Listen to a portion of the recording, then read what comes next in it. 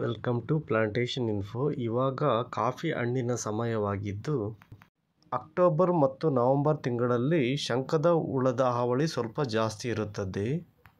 ಇದು ಕಾಫಿ ಗಿಡದ ಎಲೆಯನ್ನು ತಿನ್ನುತ್ತದೆ ಹಾಗೂ ಕಾಫಿ ಹಣ್ಣುಗಳ ರಸವನ್ನು ಕೂಡ ಹೀರುತ್ತದೆ. ನೋಡಿ, ಅದನ್ನು ಕೂಡ ಈ ವಿಡಿಯೋದಲ್ಲಿ ತೋರಿಸ್ತಿದ್ವಿ. ಶಂಖದ ಹುಳು ಕಾಫಿ ಹಣ್ಣುಗಳ ರಸವನ್ನು ಕೂಡ ಹೀರುತ್ತದೆ. ಕಾಫಿ ಗಿಡದ ಎಲೆಗಳು ಹಾಳಾಗುವುದರಿಂದ ಗಿಡದ ಬೆಳವಣಿಗೆ ಕುಂಠಿತಗೊಳ್ಳುತ್ತದೆ. ಹಾಗೆಯೇ ಕಾಫಿ ಹಣ್ಣಿನ ರಸವನ್ನು ಹುಳಗಳು ಹೀರುವುದರಿಂದ ಕಾಫಿ ಹಣ್ಣುಗಳು ಬೇಗ ಒಣಗುತ್ತದೆ.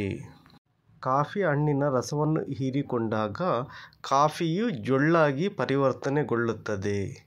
ಹಾಗಾಗಿ ಶಂಖದ ಹುಳುವನ್ನು ಸರಿಯಾದ ಸಮಯದಲ್ಲಿ ನಿಯಂತ್ರಣ ಮಾಡಿದರೆ ನಮಗೆ ಹೆಚ್ಚಿನ ಲಾಭ ಉಂಟಾಗುತ್ತದೆ. ಇದರ ನಿಯಂತ್ರಣಕ್ಕೆ ಇನ್ಸೆಕ್ಟಿಸೈಡನ್ನು ಯೂಸ್ ಮಾಡಬೇಕು. ಫಿಪ್ರೊನಿಲ್ 5 EC 400 ml ಅನ್ನು 200 ಲೀಟರ್ಗೆ ಮಿಕ್ಸ್ ಮಾಡಬೇಕು. ಇದರ ಜೊತೆಗೆ 100 ml ಸ್ಪ್ರೆಡ್ಡರನ್ನು ಆ್ಯಡ್ ಮಾಡಬೇಕು.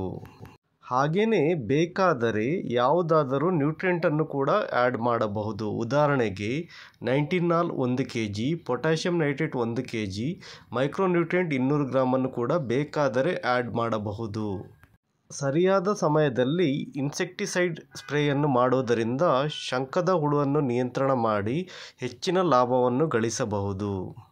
ಈ ವಿಡಿಯೋ ಇಷ್ಟ ಆದರೆ ಪ್ಲೀಸ್ ಲೈಕ್ ಮಾಡಿ. ಹಾಗೆ ಅಗ್ರಿಕಲ್ಚರ್ ಇನ್ಫಾರ್ಮೇಷನ್ಗೆ ನಮ್ಮ ಚಾನಲ್ ಸಬ್ಸ್ಕ್ರೈಬ್ ಮಾಡಿ. ಹಾಗೆ ನಮಗೆ ಸಪೋರ್ಟ್ ಮಾಡೋದಕ್ಕೆ ಜಾಯಿನ್ ಕೂಡ ಆಗಬಹುದು. ಹಾಗೆ ನಿಮ್ಮ ಫ್ರೆಂಡ್ಸಿಗೆ ಕೂಡ ಶೇರ್ ಮಾಡಿ. Thank you.